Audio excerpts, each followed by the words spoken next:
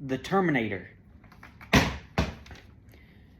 has the T-800 sent back in time to kill Sarah Connor in the 80s to prevent the birth of John Connor, the leader of the resistance against the machines.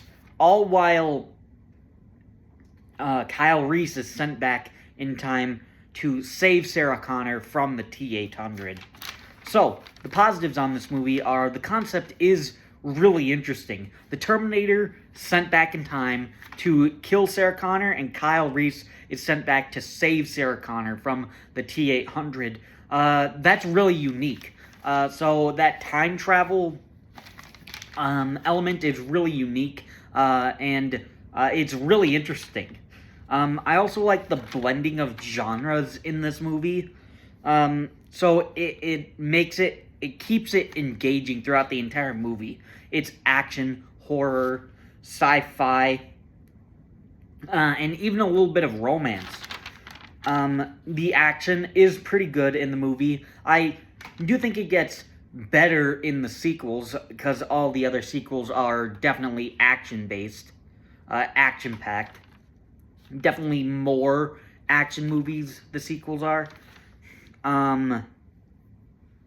But the action in this movie is pretty good.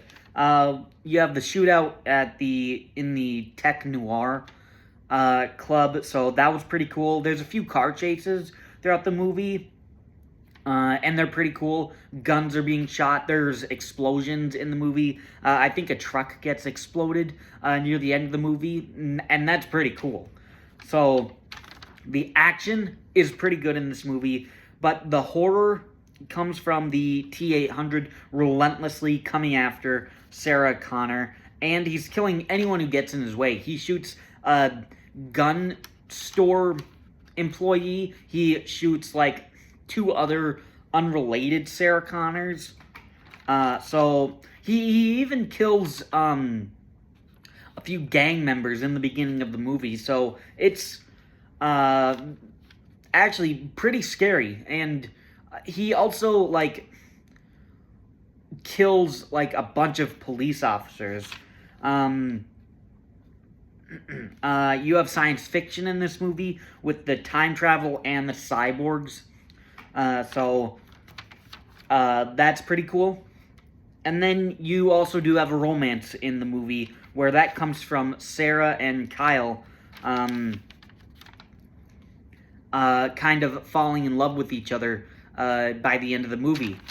So that's pretty cool. So you have multiple genres in the movie, so anyone can enjoy this movie, whether you like horror, action, sci-fi, or romance. So that's pretty cool. Very rarely do you actually have like a movie that can blend a lot of genres together pretty well. I think most of the effects hold up pretty well. Like this is 40 years ago. This was 1984, so close to 41 years ago. When the T-800 cuts open his arm to repair it, that still looked pretty good, and you see the metal, a part of the robot skeleton in it. That still looks pretty good. It still looks pretty real. His eye being cut out is kind of gross, so the effects on the T-800 look pretty good. And even some of the gore effects on some of the kills in the movie do look pretty good. And the T-800 himself is pretty scary. He kills about 30 cops in a matter of minutes when he's in the police station, and nobody can stop him. He just walks and shoots people. He's indestructible, almost. So normal things that would kill a human don't kill the T-800. He had to be blown up. He was on fire from the truck explosion, and then he was blown up again, and then like his top half was still coming after Sarah Connor, and then he finally had to be crushed by like a machine presser. So it took a lot to actually kill the T-800. So in this movie, he is actually legitimately pretty scary when you watch the movie. And the final positive is this movie is actually really ahead of its time. It came out in 1984, and it's about technology will destroy humanity. That's more relevant now